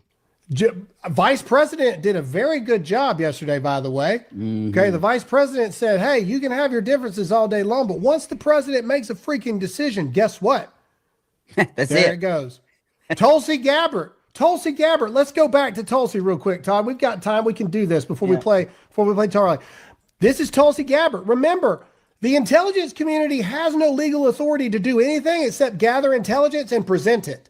Then the president makes a decision. Here's Tulsi Gabbard saying that. Play it. The intelligence community assessed that Iran maintained the intention to rebuild and to continue to grow their nuclear enrichment capability. Was it the assessment of the intelligence community that there was a, quote, imminent nuclear threat posed by the Iranian regime? Yes or no? Senator, the only person who can determine what is and is not an imminent threat is the I hate to say it because I had really high hopes for her. And you never know, she may change my mind. But she is really tap dancing right here. She is walking on eggshells. She's not saying what she really thinks. She's just, she's saying it as absolutely neutral as possible. She's not answering the question. But at the end of the day, anybody that has two brain cells to rub together knows that what she's saying here and what the assessment was at the end of the day was that they were not working on a bomb just because they were going to continue their enrichment capability. That has absolutely nothing to do with continuing a nuclear bomb capability or working towards that. president. False. and This he is the made that worldwide determination. threats hearing where you present to Congress national intelligence, timely, objective, and independent of political considerations. You've stated today that the intelligence community's assessment is that Iran's nuclear enrichment program was obliterated and that, quote, there had been no efforts since then to try to rebuild their enrichment capability. She literally just said Was it the the opposite, you intelligence moron. community's assessment that nevertheless, despite this obliteration, there was a, quote, imminent nuclear threat posed by the Iranian regime? Yes or no? It's kind of odd, ain't it? And that one's always confused me. Well, it didn't really confuse me. I kind of got an idea what's up there. But yeah, we have to go do these limited strikes to obliterate their nuclear program so they can't have a bomb. Okay. Shall we go do it? It was a success. We totally obliterated their nuclear program. No chance of that ever happening again. A few months later, we're bombing them because of this imminent threat. Again. So it's kind of hard to square that. If they obliterated their nuclear program and there was no hope of them picking it back up, then how was there an imminent threat? No. It is not the intelligence community's responsibility to determine what is and is not an imminent threat. Okay. That is up to the Pause. president based on Okay, volume so of if the director of national intelligence says it is not our responsibility to deem what is or is not an imminent threat, Joe Kent, who was, if Tulsi's here, Joe Kent was here. Okay, so Joe Kent can't say anything. Here is John Ratcliffe, the CIA. This is not good for Joe Kent. Let's play it. The head of the National Counterterrorism Center resigned, saying that Iran did not represent an imminent threat to the United States. Is there anything to indicate that Iran had ceased in its nuclear ambitions or in its desire to continue to build ballistic missiles capable of threatening American troops and allies in the Middle East? Senator, no. In fact, the intelligence reflects the contrary. So That's it. That is the argument that is made. That is the argument that is made.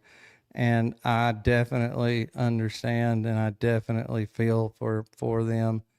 But is it worth us dragging, ourselves into another endless endeavor?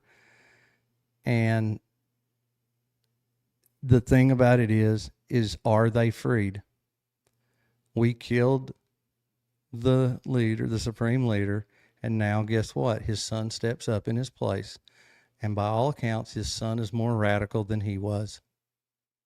And okay, we might take him out. Again, who's to say that the next guy is not more radical even than the son? And so the only way to do it is to literally have a full-on war, years and years, and actually invade and take control of the place.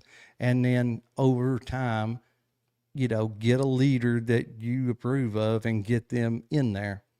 Instead, what generally will happen, and it has happened many times before, is we end up killing, somebody, and then somebody more radical steps up. And a lot of times the place ends up falling into chaos and they end up with civil war.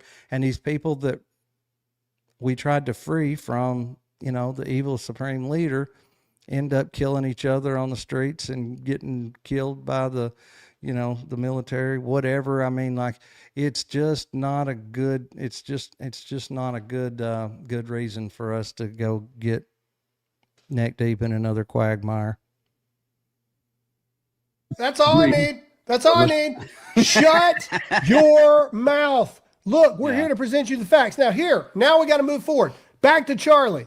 Okay, and he was saying that the president is the only one that can decide, and that's what Tulsi said, but she was stretching it there a little bit, that the president's the only one that can determine what is an imminent threat or what is a threat and what is not. But that's not exactly true. They're not just giving him raw data and then he has to look at it and put it all together and decide if it's an imminent threat or not. They literally have a publication that is a threat assessment, which means they are taking the data and all the information they have and handing him an assessment, which means they have come to a conclusion whether they feel like it is a threat or not. So it's not exactly true that the president is the only one that can have an opinion on whether it's a threat or not. Okay, the day Charlie was not for attacking Iran, he made that very clear. But when President Trump made the decision to do it, here's what Charlie had to say. Play it. And you might say, Charlie, do you support or oppose this? I support President Trump. Yeah, they have worn this clip out. And they are using this clip to say that he would be in favor of this. Talk about, trying to steal, a dead man's legacy and try to rewrite his legacy or how he felt about things. This is sick. That's my answer. I know the man. He's the commander in chief. He's the man for the hour, and he's had the weight of the world on his shoulders. So in a situation like this, I support my friend, and he's had my back and I have his. We shall see, and I hope and pray. That's my perspective. By the way, I also look at this and I say, I understand the arguments of people that, oh, don't intervene and all that. I get it. But boy, have we not exhausted so many diplomatic channels and options. Here is Netanyahu 261. That's it. Praising. That's all you need to hear. Oh, You can have your really? Oh, really? That's a funny place to pause it. Why didn't we hear what Netanyahu had to say?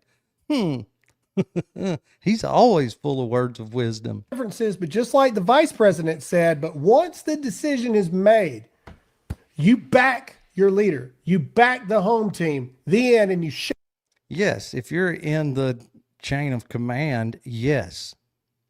If you are directly involved in any way, yes, it's that or resign, which Joe Kent resigned. And I have a whole lot more respect for somebody that does resign based on their morals and their beliefs. But yes, if you're going to stay there, then yes, you need to be on board. Even if you didn't completely agree with the decision, if you're going to stick around, then yes, you need to be on board and you need to back the commander-in-chief and you need to do your part. Agreed. It's a little different, though, than just the general public. The general public, they take these politicians at what they say, they make a decision, and then they vote. And it is perfectly reasonable for people to feel like they are not getting what they voted for and be upset.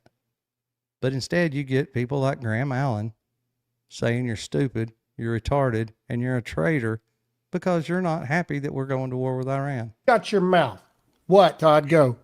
Can I just ask a hypothetical to you, Graham? Because you knew Charlie personally. He That's right, Brett. was your friend. Okay, I have a question. It's just me out thinking outside. If Charlie was alive. He's just thinking outside. I think he meant thinking out loud, but anyway. Do you think Kent would have said that to Tucker? Nope. That's all I need to know. No. That's it. That's none all I of need to these. know. If Charlie Kirk was alive, none of these people, well, 98% of these people wouldn't be doing what they're doing. That's it. That's all I Because need. Charlie would be leading the charge to destroy them. All right, now let's go to Tucker. Tucker is all about the truth. Tucker is all about this. He wants this. But then he has this Joe Kent interview the day after Joe Kent resigns, but it's behind a paywall to be able to watch it. This is another just straight up lie, straight up bullshit. He can't be this stupid. Maybe he can be. That's awful weird. It's almost like it's not about the truth and it's more about just gaining subscriptions a little bit. Gavin Newsom. Here you go. To be able to watch it, you got to select your membership monthly at $9 a month to watch this thing. Now, I want to be we got 10 minutes. So if I can be. Did we realize what he's saying here? He's talking about how Joe Kent had this really, really important information. You know, he just had to quit because of how he felt and what he believed. And Tucker Carlson trying to do the right thing, platforms him and all this, blah, blah, blah, blah, blah. And it's for everybody's, the greater good and all this. But yet it's behind a paywall. You have to pay to watch it. That's bullshit. I watched it the same day it came out, and I also watched it the next day, both on YouTube, not behind any kind of paywall. Didn't have to pay anything. All I had to do was hit the little play button. Same on Spotify. I checked. I went and looked. Now, what he shows is an X page, so maybe on X you have to be a member of something to watch it, but that is so dishonest because that is so not true. Petty for a moment. 2 hours after Joe Kent Exactly, Brett. Exactly. put his resignation, I posted this tweet or this post on X, and it went crazy. Almost 2 million people. And this is all I said.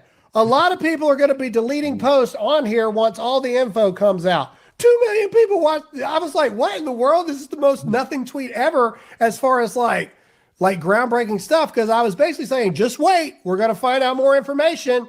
And then what do we find out?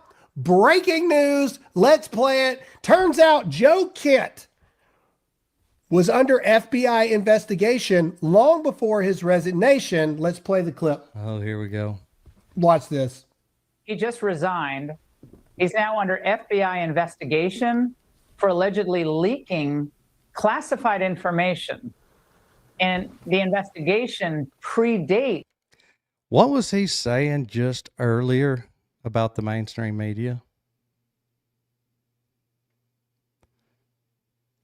What was he saying about fighting the mainstream media every single day and not being able to believe the mainstream media? And then he turns right around to prove his point, and the clip he plays is mainstream freaking media.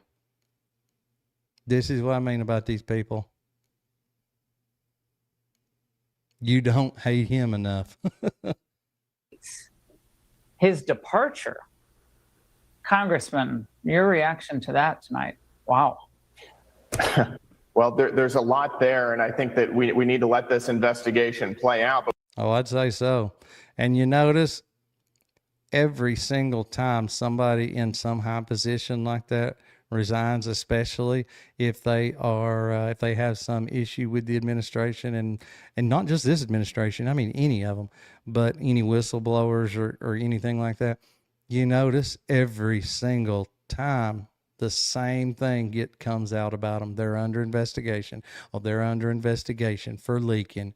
It's the same old story every single time. we shouldn't tolerate any leakers in the administration, particularly regarding classified national security interests and information. So we'll let this play out and see where it goes. But if he was leaking, he ought to be held accountable just like anybody else would be. Now, 5 minutes ago, he seemed to think that Iran was a big threat, and suddenly that threat went away. It was very odd. Congressman, thank you very much. No. Yeah, they do, but turns out, but they can't. They don't have anything else. They just got to keep trying it. They're going to keep trying it and keep trying it till it doesn't work at all anymore.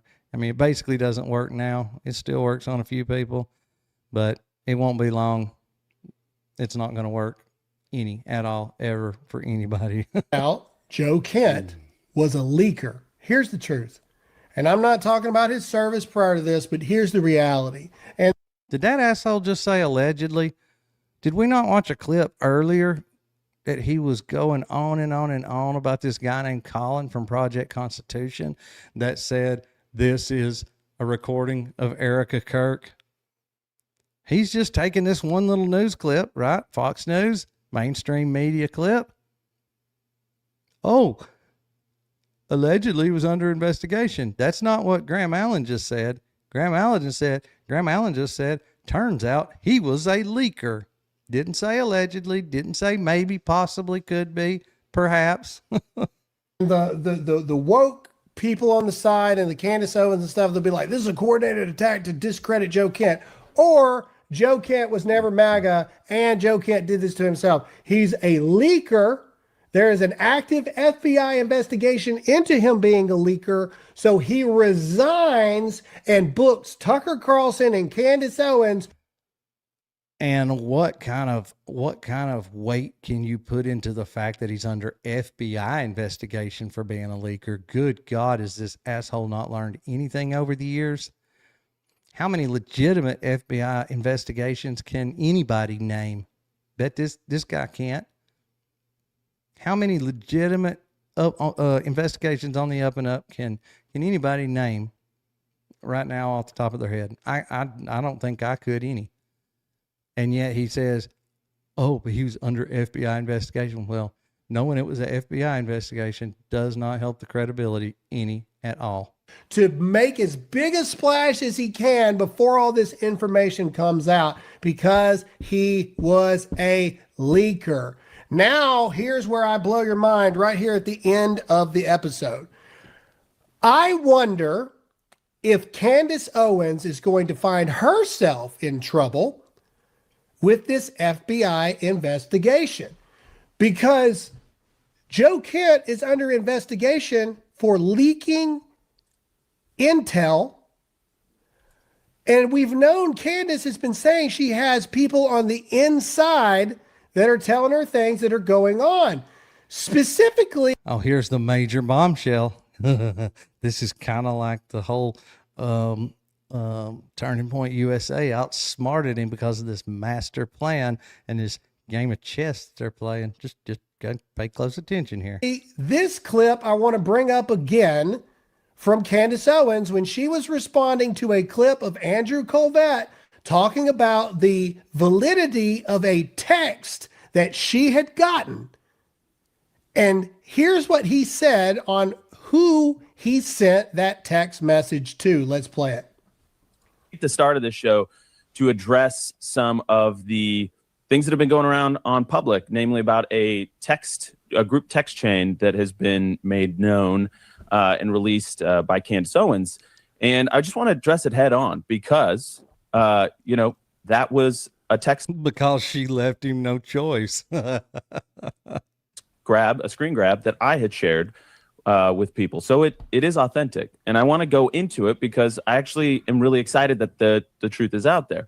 I first want to say the reason I didn't share that screen grab publicly is because it was a private exchange, and I felt like it didn't necessarily comport with things that were already public. I wanted to not betray my friend's trust in that way. But I did share it with some people in government because it happened really quick. It was, it took 33 hours for there's that 33 number, 33 hours. Authorities to get their suspect. And in those first he meant get the patsy moments, we wanted no stone unturned. We wanted to leave nothing unturned. So I shared it with a few people. Don't know where it went from there, apparently. Pause it. Oh, did you hear what he said? That bombshell. He just said, be listening to who he said he shared it with. Said he shared it with somebody in government. And then not only that, he expounded on it and said he shared it with some people. But you know what? That's code. That's code for Joe Kent. But here we Andrew Colvett admits back in the day, and I know this has been going on for 7 months with Candace, but back in the day, she had this screenshot that Tucker was feeling pressure from Israeli donors. Joe Kent also verified that in the Tucker interview. We know from text messages that Charlie Kirk was feeling pressure from Jewish donors. And then Andrew Colvett says that actually was a true text message. In case anybody hasn't called on,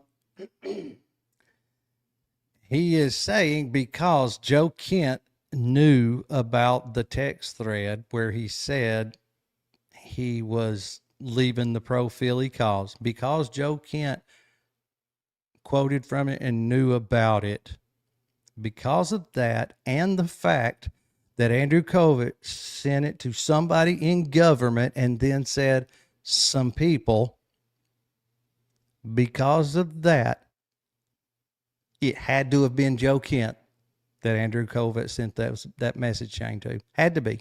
Nobody else it could possibly be. Because he screenshot it and he sent it to government officials.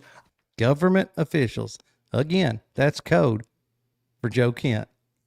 I wonder what government official he sent it to. I wonder. Could it have been Joe Kent? Could it have been? Could it have been one of a million other fuckers that work for the government? And dare I say that Joe Kent then shared that information? That's pretty daring for you to say that. I mean, talk about lack of receipts. Not only is this just logic, this is like severely bad logic. Information with Candace Owens?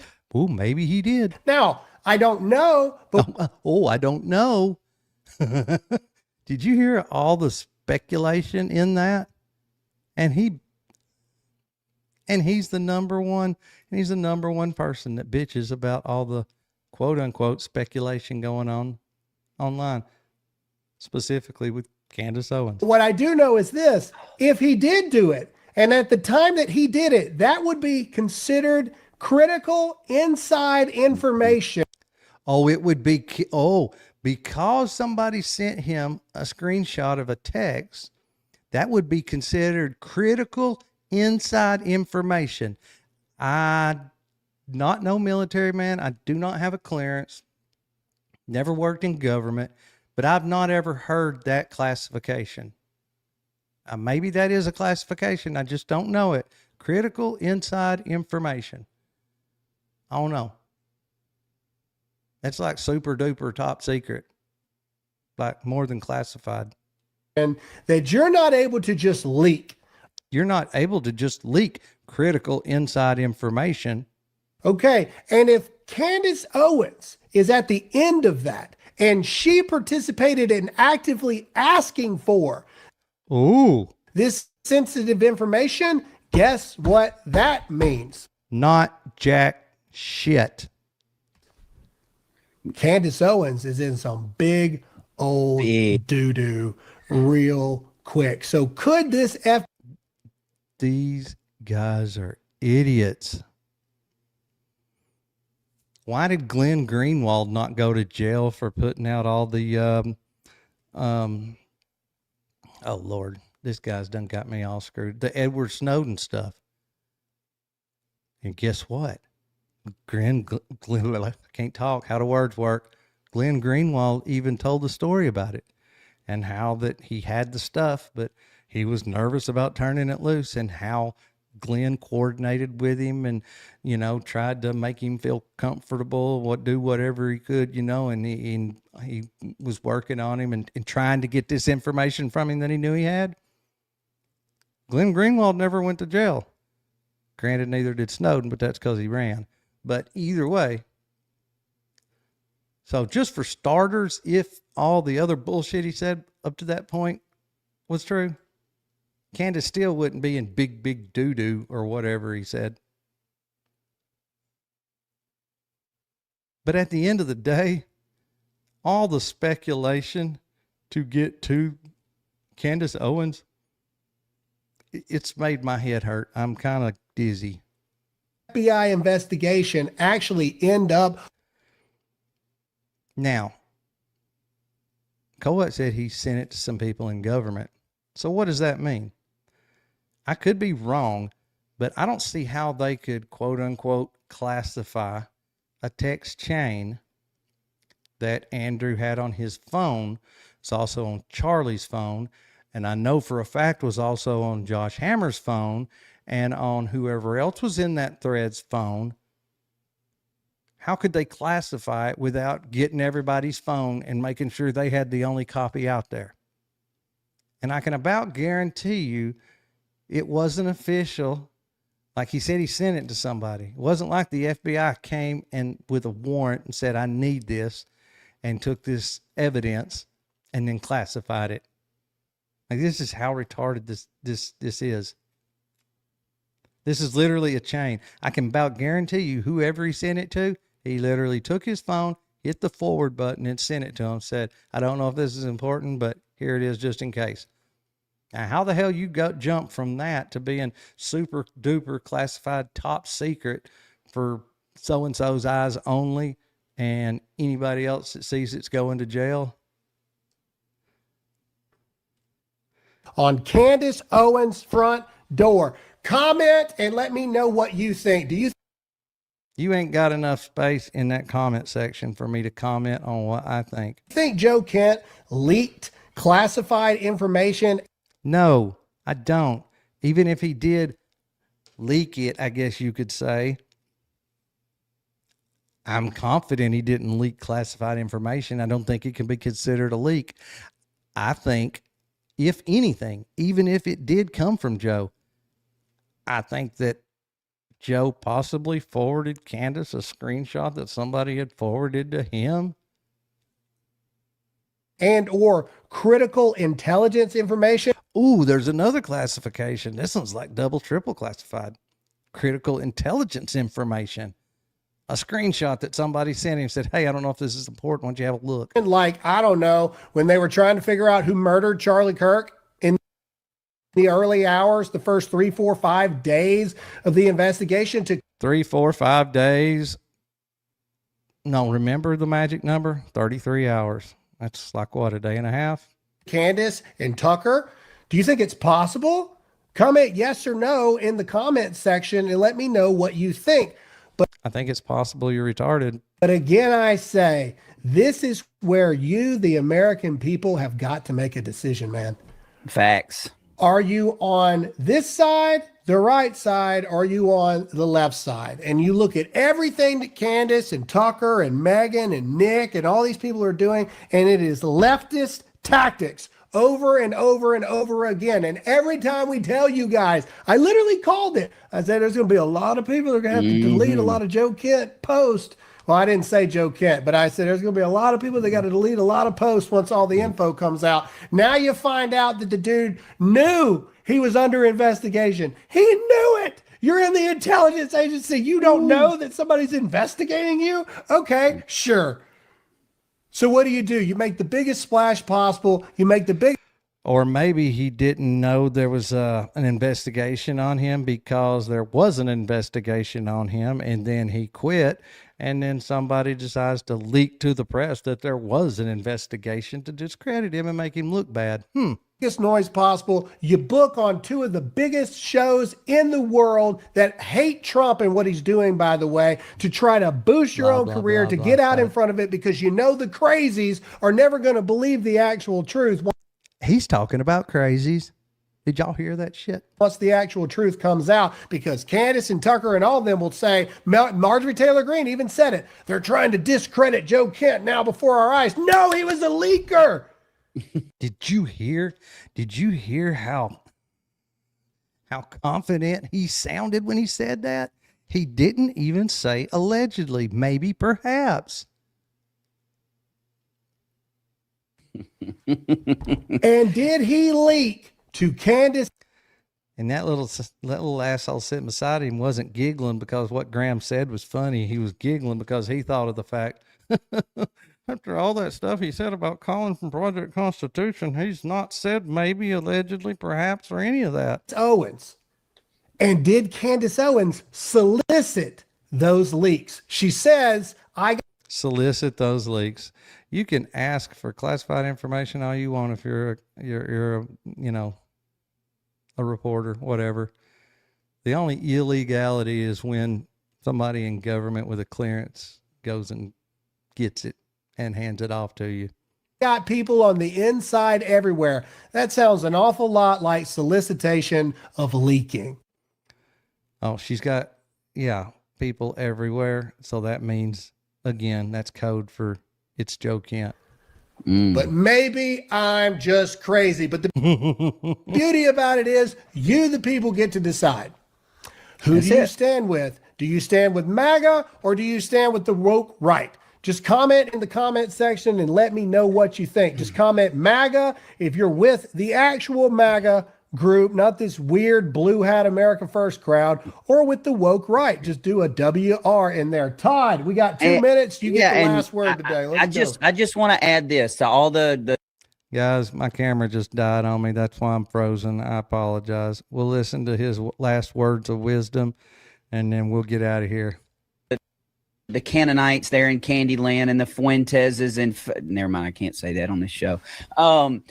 Y'all keep saying, well, we just asking questions. We like to ask questions. That doesn't sound right. Okay, well, let's forget what you know and what you don't know. Let's look at what we actually do know. Forget what you know and you don't know. And let's just think about what you do know. Resigned 19 days after. Didn't say a word before. All right. And within the hour of him resigning, he's already on Tucker's show. All right. Yep. Talking about Charlie, talking about this, talking about that within the hour. And yes, y'all have a great weekend too. Please come back next time. We enjoyed having you in there. You're not going to question that. Show the bot page. Show the bot page of it's behind a paywall. And within 5 minutes of the hour-long podcast launching, look at all these accounts that shared it at the same time. Look at this. Look at all of these accounts. That's a Russian asset, by the way. Look at all these people that shared it, all within minutes of it dropping. Look, they're all Russian assets. Is that not what Hillary Clinton and all of them always used to say about Trump and everybody else? They're Russian assets. They're Russian agents bought and paid for by Russia, Russian stooges. And here he is doing the same damn thing. All right, guys, since my camera died I think we'll just leave it there. I have annoyed y'all enough with all this. I am so tickled that everybody showed up and came out, though. I had a hell of a time as usual. Please, anybody that was in there, if you haven't subscribed, do that. Make sure you hit the notification so you can come hang out with us every time. Please like the video. Please, if you watched, like the video. And for sure, share. Absolutely, Miss Susan, Brett, Mermaid, everybody else in the chat, Nomad. Y'all all have a good rest of y'all's weekend. And we'll try to do this again tomorrow night. We'll have something besides Graham Allen. Okay. Y'all just be watching for a thumbnail and a notification. I'll plan on going live tomorrow night, but we'll do something other than Graham Allen, I promise. All right, y'all, good night. Y'all like I said, y'all have a good rest of y'all's weekend, and hopefully I'll see y'all back here tomorrow night.